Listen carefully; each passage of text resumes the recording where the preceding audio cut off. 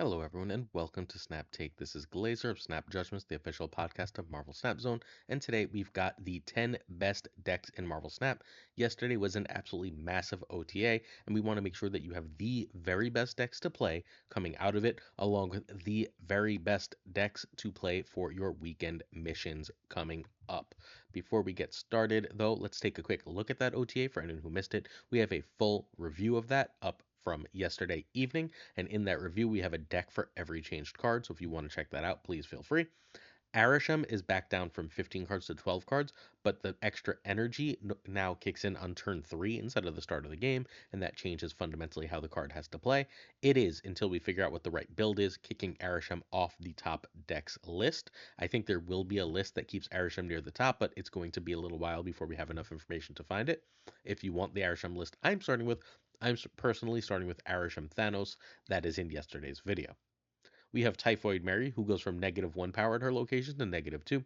This is obviously a nerf, but it is still significantly better than the -1 to the whole board she previously gave. Alioth goes from a 6/10 to a 6/9 as the best 6 drop gets changed yet again. This removes Alioth from Scar decks, from decks that run Surtur, and as such, it is not a huge change. Most other decks still keep it, but if you're running a Surtur Wiccan deck, for example, with Alioth, Alioth will come out of that list, or that list will no longer exist in its former fashion. Marvel Snap would apparently like to remind us that Enchantress exists and thus has returned her to a 4/6, which she was, I don't know, almost a year ago. I think more than a year ago at this point, and she was one of the best cards in the game as a 4/6. Then they nerfed her to 4/5, and she's been in and out of the meta. She has not been in the meta in a long time, but a lot of ongoing is in the meta. This is the kind of buff that A says um, Hydra Bob is a card, and you have to have your 4s be bigger than Hydra Bob at the end of the day, and B, uh, please play this card so that you can stop the Gores, the Iron Mans, and so on and so forth that are all over the meta. Black Widow goes down from a 3/4 to a 3/3. She still remains activate. Great, good to know. She still goes in the exact same decks. Nothing here really changes. Those decks lose a little bit of stats. They win on close stats anyway, so this does hurt those decks, but they're basically just trying to get us to play less Darkhawk for the 1,000th month in a row. Frigga is one of the more underexplored powerful cards around, so again, they would like more players to give Frigga a chance, and so she is buffed to a 3/4 from a 3/3. That's fine. She was already a good card in certain decks. We are going to see Alioth, Black Widow, and Frigga of these first set of cards we're going to talk about in multiple decks, or in at least some decks later on in this video, so don't have no fear that these decks are still meta. Enchantress, we don't have a home for yet. Typhoid Mary is still going to go in the Surtur deck. We'll see how good that is, and we still need to rediscover Arishem. Shuri goes from a 4/1 to a 4/3. This removes her from Zebu and Ravonna, but hopefully gives her a buff in other decks. I think Galacta has mostly eaten up her real estate, but that's where we are. Lockjaw goes to a 4/5 and keeps the same ability, and Stormbreaker goes to an 0/3 as they tried desperately to get us to play Thor's decks. Is also a reason for the Frigga change. They would really like, along with King Eitri, Thor's to matter as a meta deck because it's a really fun list. We'll see what we have. Space sent me a deck that he's really, really fond of that runs Lockjaw and Stormbreaker. We'll see how that one works out. I'll give it some run, and if it's really, really great, we'll do a bonus Saturday video. Cerebro goes from a 3/0 to a 2/0, and I think this is my favorite change, the one that builds the most new decks, that pushes the most new things into the meta, if the Lockjaw one doesn't pan out. But this is very cool. Cerebro as a 1 cost Cerebro with Ravonna is absolutely, absolutely huge, and I'm really excited to see how that works. Finally, the card they're giving us for free at the end of the month as a daily login reward, Elsa Bloodstone, becomes a 3/4. She's good in a few decks, and I'm happy to have her back into the meta. The extra power does help here. It was really, really rough to ever describe playing her over Hope Summers when not only did Hope Summers give energy versus power, energy tends to be a little bit better, give energy over power, but also ended up having just more power on her base body as well. So this takes care of that issue. Cool. Let's get started. But first, I'm going to ask you to hit that sub button if you're willing. We're trying to hit 16,000 subs by the end of 2024, so we need your help. We did 10 videos this week. I think by the end of the week, we're going to have done 11 videos in the last 7 days. So if you love Marvel Snap, sub here to get the best decks and the best daily content. And we have a tournament tonight as you're watching this, assuming you're watching this on Friday. Tonight we have SJL versus Brooklyn. It is a one night only tournament. You have to be a $2 patron. $2 is the entry fee into this tournament, where if you win the tournament, you get not only a cash prize, but you get entered into a single elimination for a larger class prize against the Brooklyn winner on December 22nd. So if you want to compete in Marvel Snap, make sure you join the Discord linked in this video, and then you can set up the Patreon and stuff with all the instructions through there. All right. The first deck we're going to talk about is KM Best Goon Knight. This list has not changed. This is one of the cheapest and best decks to get into if you're looking for a really powerful thing. And I wanted to start with the list that lower collection level players can access. Because fundamentally, for this deck, you need Darkhawk and you need Fenris Wolf in order to really be able to play it. Proxima helps. Proxima is huge. But if you have to replace Proxima with Swarm, you end up in a fairly comparable place. It changes a little bit of your ordering, but it's good enough. Cassandra's not important, and Hydra Bob's just a nice big body that you should probably get, but is not a requirement for any deck, really. So this is a deck that is relatively cheap to get into. It still has one of the highest win rates in Marvel Snap, and one that more people should be talking about and playing. You can find Cam Best at twitch.tv/CamBestMS. He's one of the best players in the world, and he does a ton of top-level content if you haven't checked him out. This deck needs Fenris and Darkhawk. Proxima can be Swarm. That is the first card I would get if I were building toward this and I had Fenris and Darkhawk, though. The next card I would aim for is Proxima over Hydra Bob. Cassandra can be Negasonic, a nice simple Series 3 replacement. Negasonic is also very good with Fenris and not otherwise in the deck. And Hydra Bob can be either Silver Sable or Iceman. You're not really going to get the power of Hydra Bob from anything else, so you take the most utility one drop instead, and that is Iceman. All right, the win rate on this remains huge. This is one of the top 10 decks in Marvel Snap, and ultimately what we're doing in this video is we're going to tell you what I think the top 10 decks are. There's one list that's not here. We're going to end up covering, I think, something like 14 lists. There's one list that I think is knocking on the top 10 that's probably top 10 that's not here. I'll tell you about it later. We'll get there. So turn 1, you want Korg over Hydra Bob because you want to give them as many chances as possible to draw that damn rock. Turn 2, Fenris over a 1-drop. Turn 3, Widow or Moon Knight. If you have Proxima over Cassandra. And the reason you would really like to get Widow out on 3 is because then if you can trigger Widow on 4, they have to play that on turn 5. You can also just play Widow on 4 just fine, and then you can do your discard on turn 5 and then play the Widow's Kiss. This creates card advantage. So you have 3 ways to create card advantage in the deck. Moon Knight removes a card from their deck, from their hand, while adding a card to your hand. That is card advantage number 1, right? You're in +1 card on the board, they're -1 card in hand. If they draw their Korg Rock, they're now -1 card, right? They drew a bad card, a card that Moon Knight will not hit. The third way is the Widow's Kiss, Widow's Bite. Got used to saying Widow's Kiss when White Widow was meta. The Widow's Bite, saying you did not draw a card this turn, is really, really strong. And then, of course, there's also Black Bolt as an option for yet another discard. Because there are games where you go White Widow, Moon Knight, Black Bolt, right? And you've just said, I've got severe card advantage in this game. And when you have card advantage in card games, you are more likely to win. So turn 4 is the same concept as 3. Turn 5, you have a choice. If you played Moon Knight, sometimes you're just going to want a Darkhawk here, so you can sort of go off with cards last turn. You can play Black Bolt at this point, or you can play Moon Knight and Fenris. If you played Moon Knight earlier, don't have Moon Knight, you sometimes end up playing a different 3-drop with Fenris. Widow is useless at that point, so you want that to be either Juggernaut or Gambit. You play Juggernaut at that point when you're trying to clog them, and Gambit at that point when they have a key target you'd like to hit before they get to play anything else. Stature and Darkhawk is the general turn 6, but there's also Stature and Juggernaut or Stature and Gambit, which are perfectly fine. And in any of these situations, you want to trigger Fenris Wolf as well. This is one of the best lists in the game, the Goon Knight list. It has taken a hit in terms of overall meta presence, as arishem is unlikely to be as prominent, and this deck absolutely destroys arishem, but it is still one of the best decks in Marvel Snap, and one absolutely, absolutely, absolutely worth playing and looking into. If you can, in this meta, Moon Knight on 3, and fairly often you will hit their Galacta, you are significantly ahead. You can at that point immediately trigger Fenris Wolf and start reaping the benefits. We are giving away a season pass on this video. This week we're giving away a Galacta season pass. All you have to do is be subscribed and like the video. Later this video, I'm going to tell you what to comment. You leave that comment and you can be entered to win Galacta. We give away a season pass a week, and then the last week of the season, about 3 weeks from now, we'll be giving away 5 of the next season pass, who is Captain America Sam Wilson.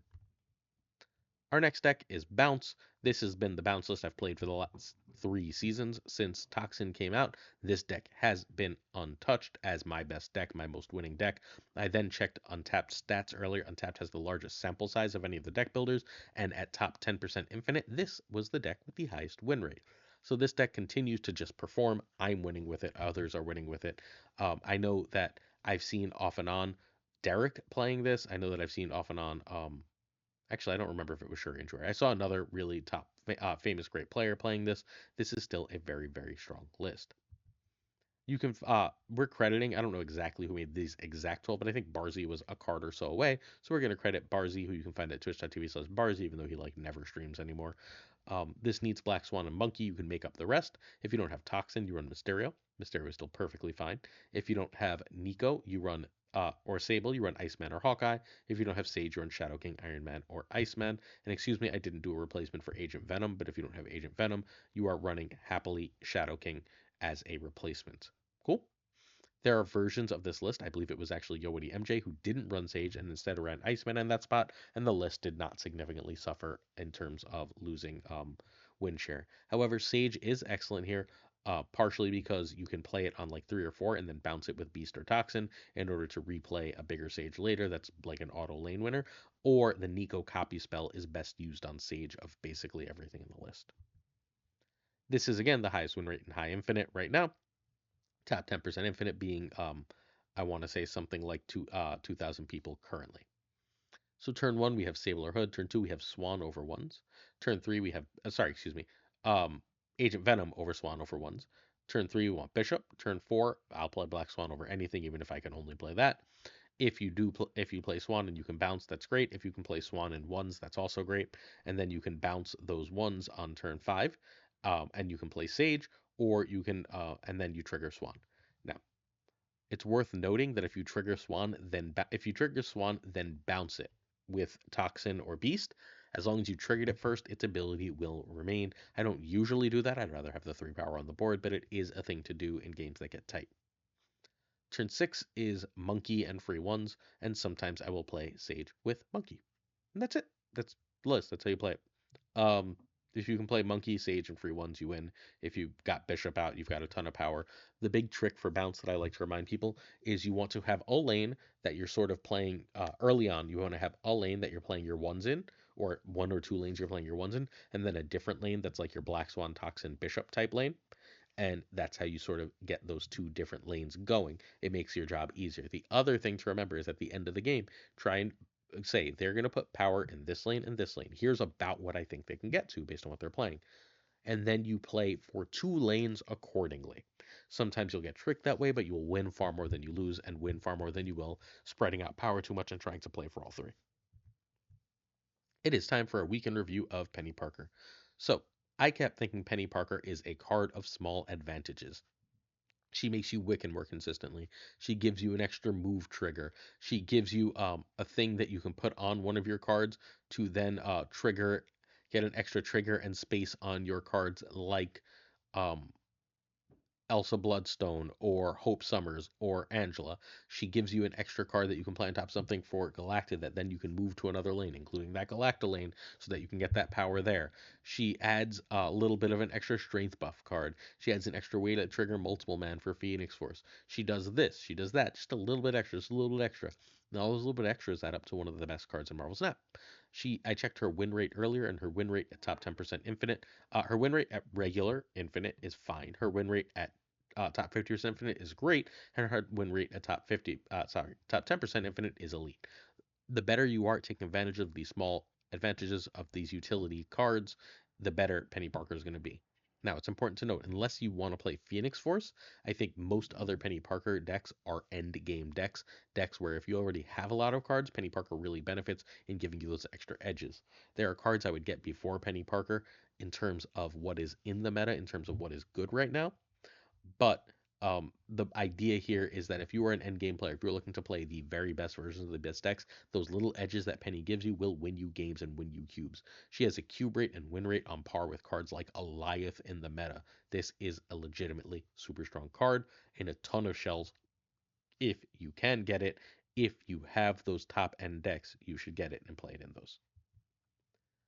We're going to now go to Sizer's top four. We're not going to actually review this deck. This is one of the best decks in the game. Sizer has been playing this list. I know that our friend Space has been playing this. I know that Ika has been messing with versions. A lot of people are playing versions of this deck. This list is an absolute top deck. It's a Penny Parker Galactalist. You can use it for weekend missions and get all your weekend missions done at once. We reviewed this, did a full deck guide and card replacements in yesterday's video, so we're not going to review it again today. I don't want to waste your time. We also covered Jet. Sizer is rank 1, Jet is rank 4. We also covered Jet's deck in yesterday's video. I think the single deck that most wants Penny Parker and the biggest difference between having it and not is, in fact, Phoenix Force. I was winning games without seeing Phoenix Force relatively easily.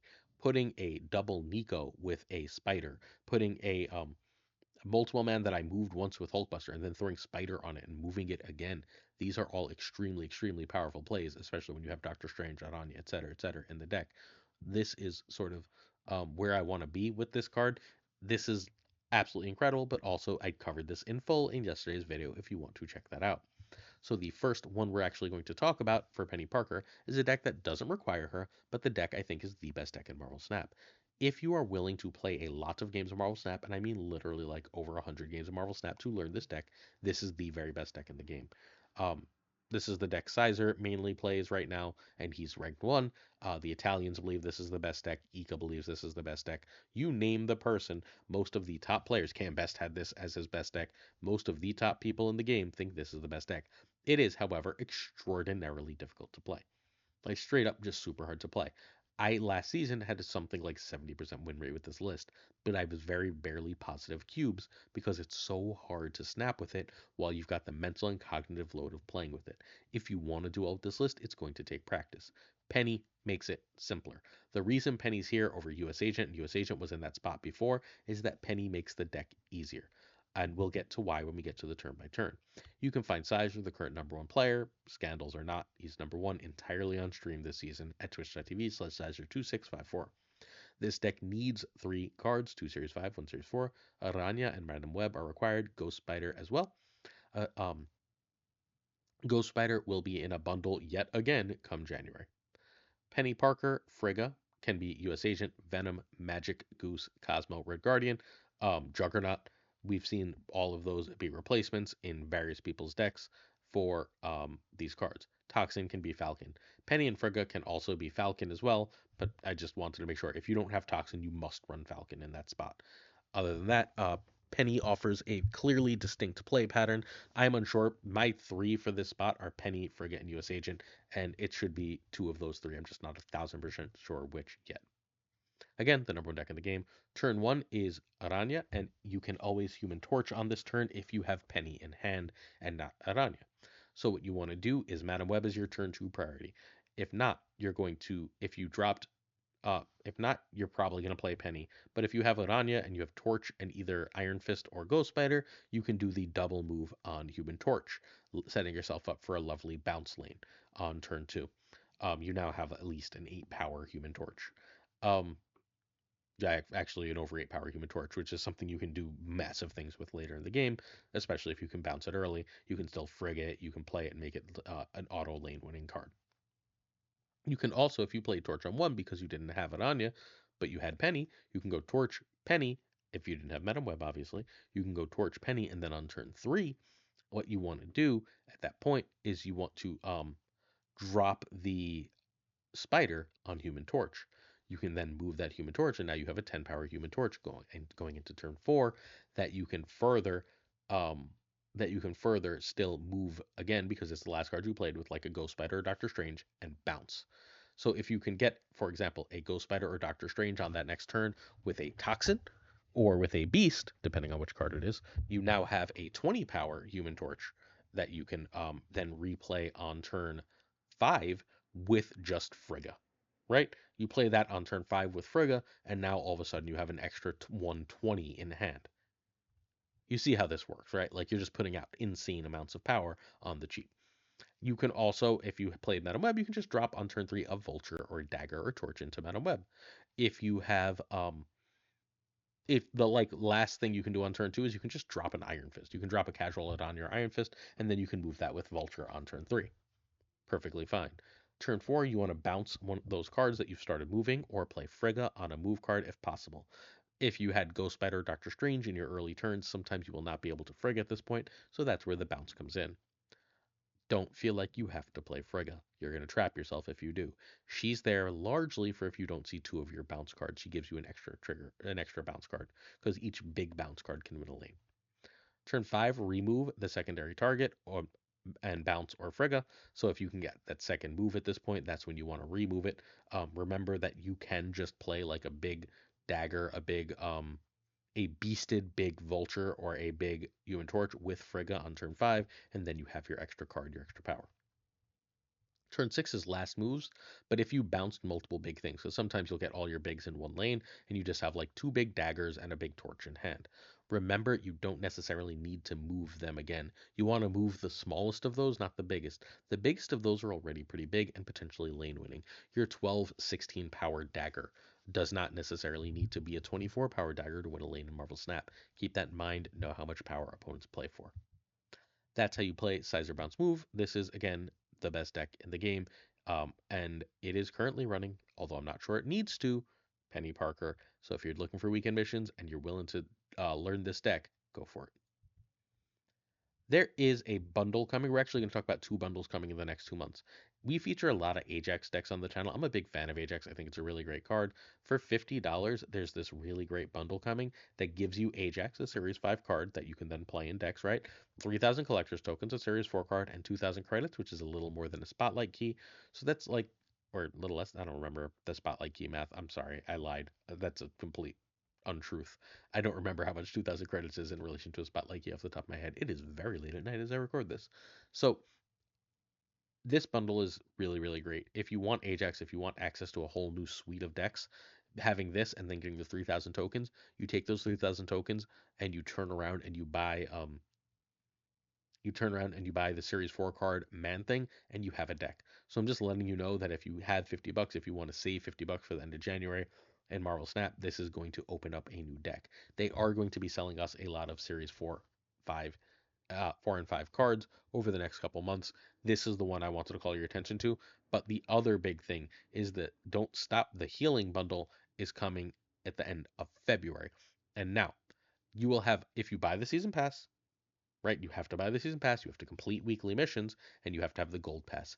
If you do those things for the next 2 months, you will have more than enough for this bundle. This bundle gives you anti-venom. This bundle also gives you enough for a Series 4 card and even more credits. This is one of the best gold bundles they've ever done.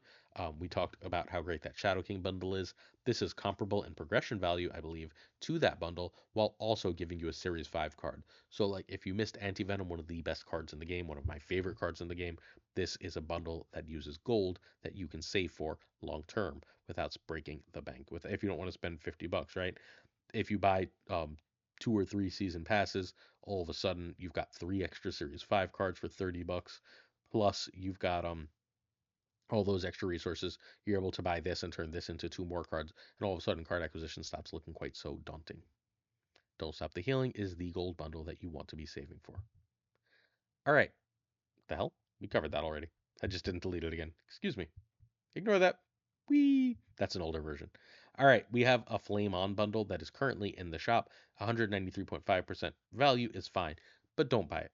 There's enough 200% value bundles that unless you absolutely need 1,000 collector's tokens now, this bundle is a skip. If you do need 1,000 collector's tokens right now, obviously this is really good value. If you do not, however, immediately have use for these, if you're not immediately looking to do something with them, wait, there will be a better bundle come down the line. Next up, we are going to talk about Toxic Soul King's Thanos. This is a deck that he just put Penny Parker into. Thanos is the most expensive archetype in the game, so I'm sorry for anyone who doesn't have a lot of cards, but Penny Parker fits in this deck absolutely amazingly, like genuine stellar stuff.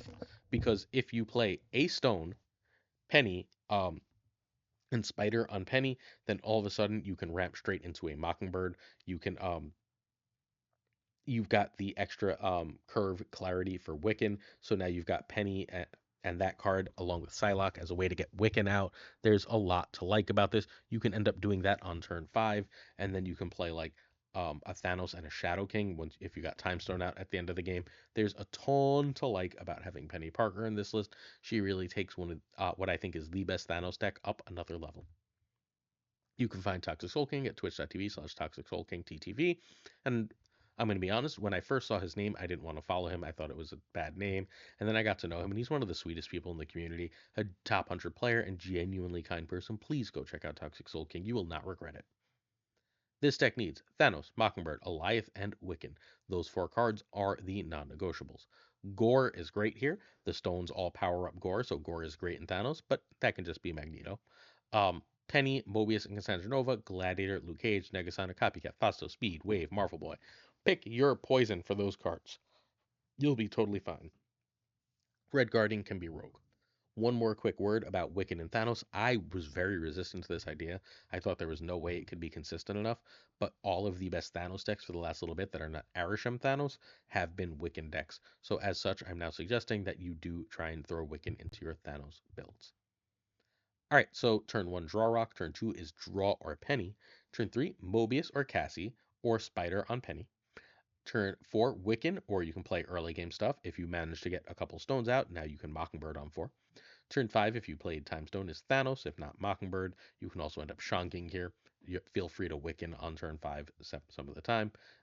If you got something cheaper, if you got Wiccan out, your Goliath and Gore are in play as well. And then turn 6 is generally speaking just Goliath or Gore. Sometimes your Mockingbird is free if you got all your stones out. So don't hesitate that. Or if you got all your stones out, especially if there's some like extra crap that happened in the game, a free Mockingbird plus an Goliath or Gore at the end of the game basically always wins. So go to town. You're going to have a really, really good time with this deck, even if it is very, very expensive. Spectre of the Past is yet another bundle. The last bundle we're going to talk about today, I think, is the Moon Knight bundle, and this is one I don't really recommend anyone buy. 183% progress. I think I'm over the 172% progress being worth buying. That is good value, but like there's just so many bundles that are better than the 170, 180% value that I can't suggest buying this, especially for a Series 3 card, which is just like a card you're going to get for free anyway. So I think that this bundle is ultimately a pass. It is a really cool David Mack variant, but outside of that, I don't think you need this one. Next up, we have a Scream deck. So Luna in Scream has been a really powerful meta deck for the last week or so. I don't actually know who made it, but basically what it allows you to do is it allows you to run a heavier curve of Goliath and Magneto and not rely as much on your early game kind of bullshit. I also have a viewer who threw like a Red Guardian and Iceman in here instead of extra cards as just saying like I can run a little bit of extra tech and just try and steal games that way. So like don't feel like you have to have these exact 12. You don't have to have Luna. As long as you have Scream, you should be fundamentally okay to play this list. So I don't know who made this, but if you don't have Luna, you also cut Goliath and add Shang-Chi, Cannibal, Hydra Bob, Silk, Jeff, whatever, Red Guardian, Iceman. Pick your poison. You'll be totally fine replacing it. The important part is Glenn Jones confirmed this on our podcast a few weeks ago. Glenn Jones is Marvel Snap's lead designer. Scream on play has a similar win rate to Mr. Negative, so your job is to try and be able to win as many other games without Scream as possible. Now, Craven is your main way to do that. Craven becoming a really big card gives you a lot of power. I would bet that there's some version of this that's going to be good that runs Craven and Heimdall, and then your job is going to be to, along with your Scream lane that you can win, is to pack a Craven, and then one of your top end cards can be drop a Heimdall, and then like if you move Heimdall with, if you get a couple cards on Heimdall throughout the game, right? Let's say Heimdall Craven's a 7, a 2/7, right? And then you get 3 cards on top of them, and you move them all to the left. That's an extra +6. You now have a 2/13 Craven, which feels like it's probably pretty good at winning some lanes. All right, so again, Scream equals Mr. Negative in terms of win rate. One of the best cards in the game, one of the easiest to play, and it's a Series 5 card that comes to the deck all its own that is top of the meta. Turn 1, Kingpin. Turn 2, Scream is over Craven. Turn 3, Scream over Polaris, Spidey, or Luna. Turn 4, Luna and Miles. So sorry. This is important. If you got Scream on 2 and you have Luna, Polaris, and Spidey, I would often Luna on 3 because then I can play Craven and Polaris on 4. Cool? Okay. So Luna and Miles or Kingpin is a very good turn 4 play because if you Luna costs 3, right? But if you got a move on turn 3, you can now play Miles or Kingpin with it, which is really, really powerful. Um, You can also play Stegron, it's just a general thing, or you can play a 3+1. Um, you can play Stegron on a 1 on turn 5, or you can drop Arrow, or you can drop a 6. And then on turn 6, you can drop Magneto or Goliath, and then you win. Again, this is not a hard deck to play. This is one of the best decks. Play it, win with it. You're gonna like be shocked at how strong it is. It's one of the best and highest win rate decks. It's literally since the like a week and a half after Screen came out. Go get it. If you'd like to see gameplay for all these decks, check out the stream team. Today is Friday, so the Pirate King, the great Tuccrr, will be playing these decks on stream tonight between 10 and 11 p.m. Eastern. Dopest Body has this wonderful, wonderful Wiccan deck, and Wiccan is the next deck in our top 10. So Wiccan is incredibly powerful and incredibly consistent. I haven't featured this Dopest Body, I don't believe. So it is here in this video, as Dopest Body was one of the top 5 players in the last season. This list is absolutely incredible. Their Daredevil is genuinely a stroke of genius, although not an important card for the list. So we have the Dopest Body version here. We're going to look next at the MSL Chamo and the Sandrakan versions. If you want to do replacements, just mix and match and think about why cards are here and what they do. So MSL Chamo, who is currently ranked 3 in the world with, I believe this list is playing just another extremely powerful list. This is a Quicksilver list. These two lists are relatively similar, right? They're running a lot of the same cards, but not exactly. So just another way to go about it if you're interested. We also have Sandrakan, who's ranked 6 right now in the world, with this version that runs a bunch of ones and is honestly relatively cheaper as a way to go about it. But it is a Galactic deck, so I wanted to remind you that this is here. We covered both of these decks over the course of this past week, so if you want to check previous videos for full turn by turns, feel free, along with card replays and so on. But otherwise, just mix and match and you'll be fine. So these are 3 very high infinite decks. We're talking top 10 level infinite decks that you can play to great success. So turn 1 is Quicksilver. Kate, if no 3, is better than Fenris or Daredevil. You can also, should you be so inclined, just throw in that Kate Bishop spot or in that Cable or Daredevil spot, and you want Wiccan a little more consistently, you can throw in Penny Parker.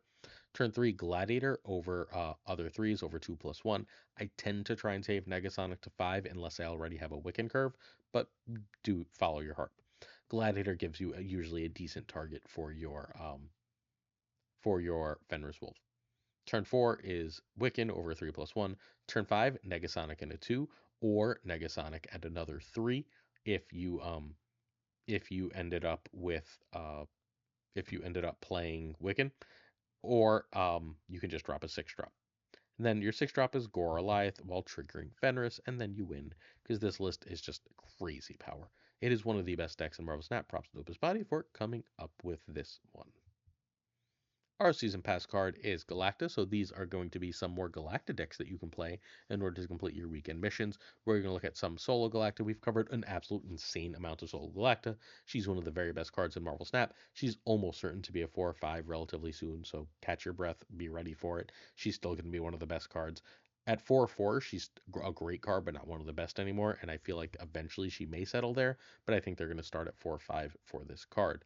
Galacta is one of the very best cards in the game. Like, she's a must buy. If you can't win her, buy her. All right, so Dexter has his Galacta buff deck. You might know Dexter. He's one of the most famous and successful Marvel Snap streamers and YouTubers ever. He basically has a buff deck. Buff decks have never been real in Marvel Snap until Galacta came out, but now they are starting to really, really work, and this is the Dexter version. It is running fundamentally several buff targets along with several enablers. So Brood, Sebastian Shaw, Symbiote Spider-Man, and Mr. Sinister are your main buff targets, while your buffers are Agony, Penny, Forge, Galacta, Gwenpool, and Hulkbuster, and Okoye, Jesus, and Forge. So, and then Zabu is just there to make it a little more cheap and affordable. This list has been incredibly strong and is incredibly hard to play against. If you see this list, you're going to have trouble rating whether it's this or Surfer, and honestly, you beat those decks in fairly different ways, so it's very strong. You can find Dexter playing this exact list at youtube.com/@DexterSnap. This deck needs Zabu, Shaw, Galactic, Gwenpool, and Agony. It does need those 5 high series cards. Basically, everyone who played High Voltage has Agony. It was free with the mode. Galacta, Gwenpool, Shaw, and Zabu are all former Season Pass cards, which again, I'm going to implore you, if you care about Marvel Snap and can afford it, get the damn Season Pass. If you are missing some of the other high series cards, please feel free to mix and match with the Eco version. The big thing to know is that Dexter runs Scarlet Spider and not Captain Marvel. If you don't have Scarlet Spider, feel free to include Captain Marvel, and then you will be basically fine to otherwise replace things. Cool? This is the deck I have it Infinite with. Our friend Gregor2424, you can find playing this list on his YouTube, where he had a 65% win rate with this post Infinite. This is an unbelievable list, too. All right, so turn 1, Zabu over Agony. Turn 2, Zabu over Forge or Okoye or Penny. It's going to depend what else you have, right? You play Penny if you want to drop that on a Shaw later. You play because you can, if you got Agony out, then you can play you can also play Penny in order to ramp into like a 5 area or a 3+2, but you don't usually want to do that, right? So you're trying to save that card for either Scarlet Spider or Sebastian Shaw, which is perfectly fine, right? Okoye if you don't have anything you immediately want to buff. Forge if you know you might end up having to play either your Shaw or Agony. But if you are doing that, what you really want to do is you want to go Agony, Forge in a different location, and then drop Shaw on the Forge and Agony. Forge alone is going to make Shaw an 8 power card, and then Agony is going to make it a 12 power card. Now you've just basically built your own 12, which is pretty nice. You can also, just so you know, drop Hulkbuster on Agony. Agony will still attach itself to the next card, but it's only one attachment, not two, should that card be Shaw. So that means you really want that to be Scarlet Spider, or if you add it, if you run it, Captain Marvel. Turn 3, if you can Galacta, you Galacta. If not, Gwenpool, or Gwenpool, either one. If you can, if not, a 3-drop is fine here. And again, you only want to play Brood or Shaw if you're going to be able to buff them. Turn 4 is Galacta or Gwenpool over buff Scarlet Spider. Sometimes you've got that Scarlet Spider buff nice and early, and if you pulled that off and you have the spider in hand, feel free to drop a Scarlet if you don't see Galacta or Gwenpool. But if you don't see Galacta or Gwenpool, it becomes hard to win with this list. Turn 5 is the buff Scarlet Spider over the buff Shaw Brood Sinister over Galacta or Gwenpool. You can still play Galacta and Gwenpool again here. Forge and Brood Sinister here is absolutely insane if you got Galacta out. If you play Galacta on turn 4, then you play Forge in the Galacta lane and Brood somewhere else. You just got 7 power, 21 power lane out of just those Broods, which is obviously very, very, very powerful. Shaw and Spider to buff is generally a really good turn 6. If you play Shaw again after the Galacta, especially if it's on an Agony, you should be able to relatively easy get a stupidly big Shaw. So Spider alone adds 5, right? To Shaw, so that's a 9 plus 4 from Agony is 13. If you got a Galacta trigger, you're adding another 5. You've now got a 17 power Shaw without too much extra work that you can win with. And then you trigger your Scarlet Spider or your Shaw Brood thing has a lane. And you just win, right? Lovely. Okay. Next up. Oh, sorry. One last look at this one before we get to our next list. This is one of the cooler Penny Parker ideas out there. And again, you don't need Penny to play hand buff. You do need Galacta. But yeah, I really, really like this version for Penny Parker. Props to Dex. Season pass question. Do you want to win that free Galacta? How do you land on the arishem change? Do you think it's good? Do you think it's still going to be meta? Are we just going to have to change how we build it? How do you feel about it? Again, my gut feeling is this will be a meta card. We just have to figure out how to build with it properly first outside of Thanos. Next up, we have Surfer. We covered this again like a week ago. But I think Surfer is worth covering. I really like this idea for Surfer, especially with Zabu in the shop in a bundle, because this one runs all 3 of the 4s along with Hope. And if you get Galacta out, Galacta hitting Brood or Shaw is humongous. You can do that on turn. If you can do that on turn 3, you can go Galacta into Brood, into Absorb Man, into Shaw and Surfer, and just you won that game, right? There's a million ways to do things like that. This list is insanely powerful. We're going to this.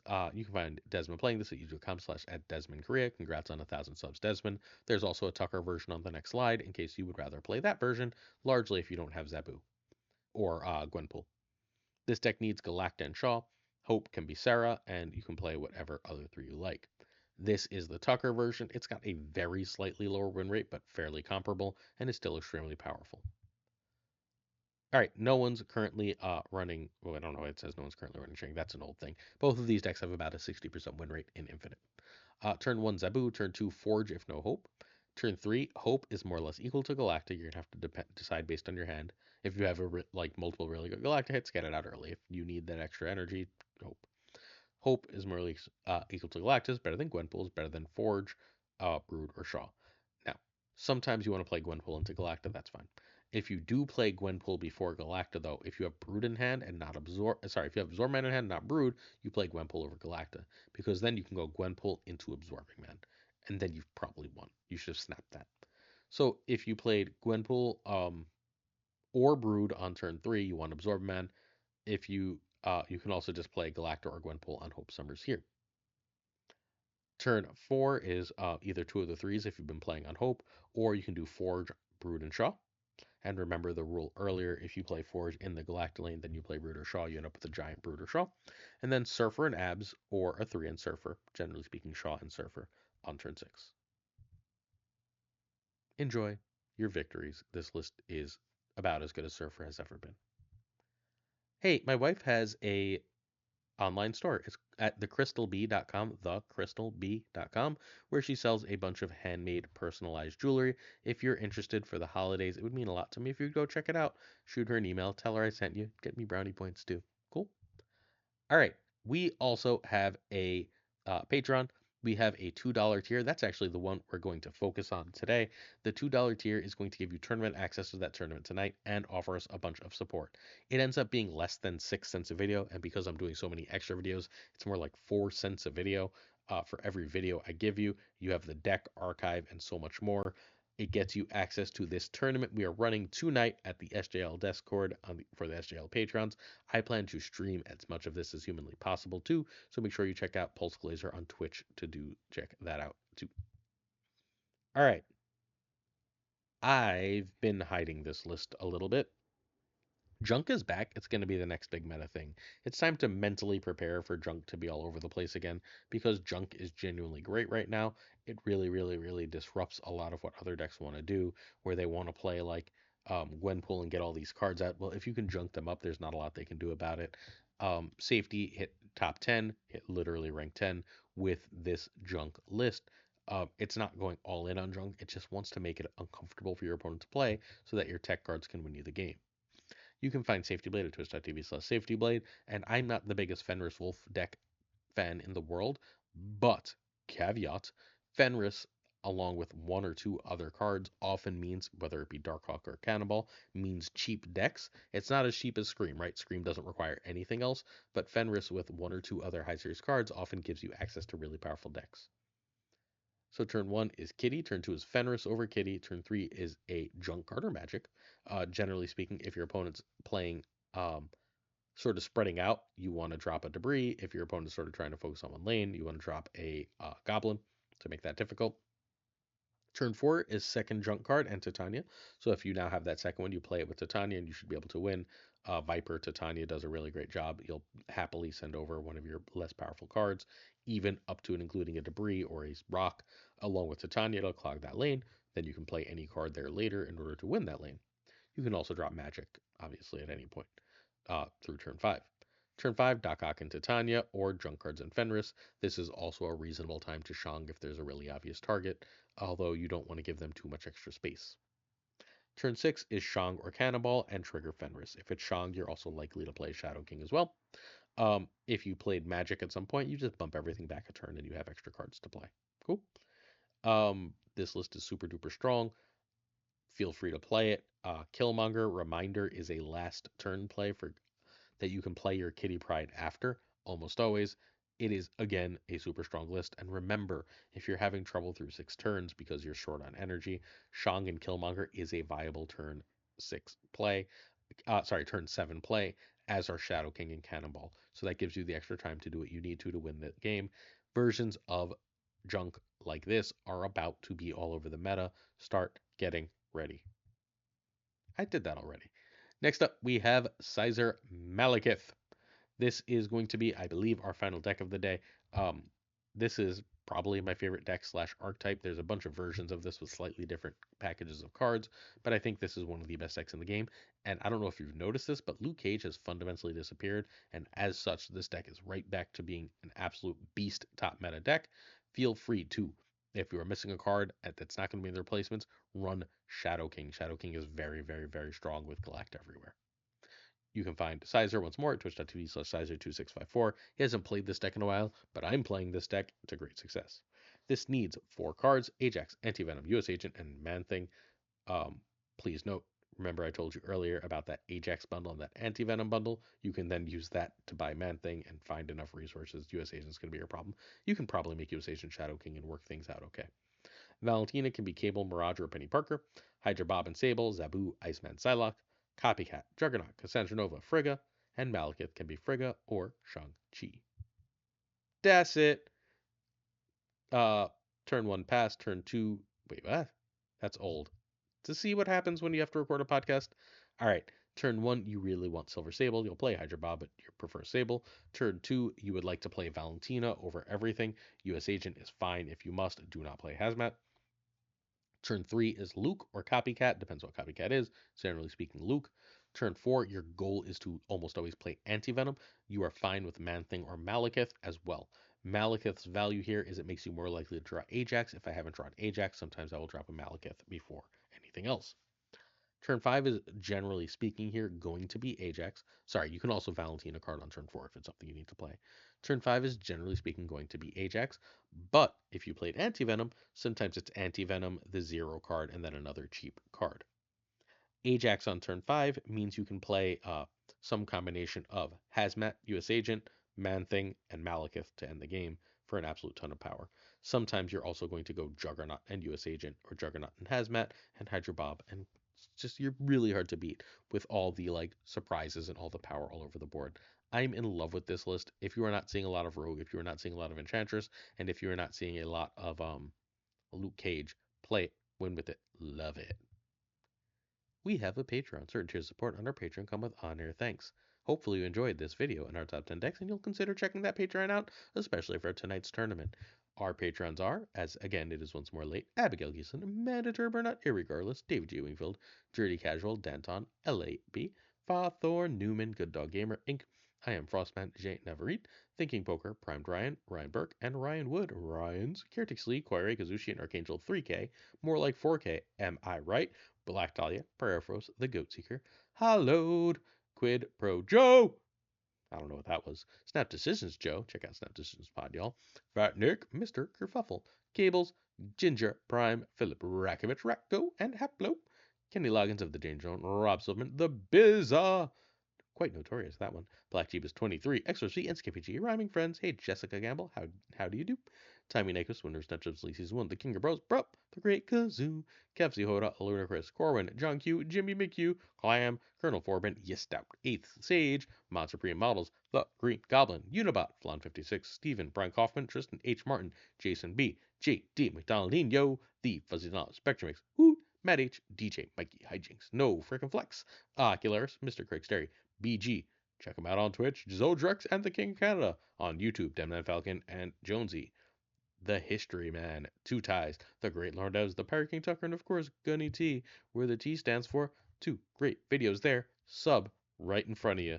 See you tomorrow for surprise. I'm doing an extra snap take. Peace.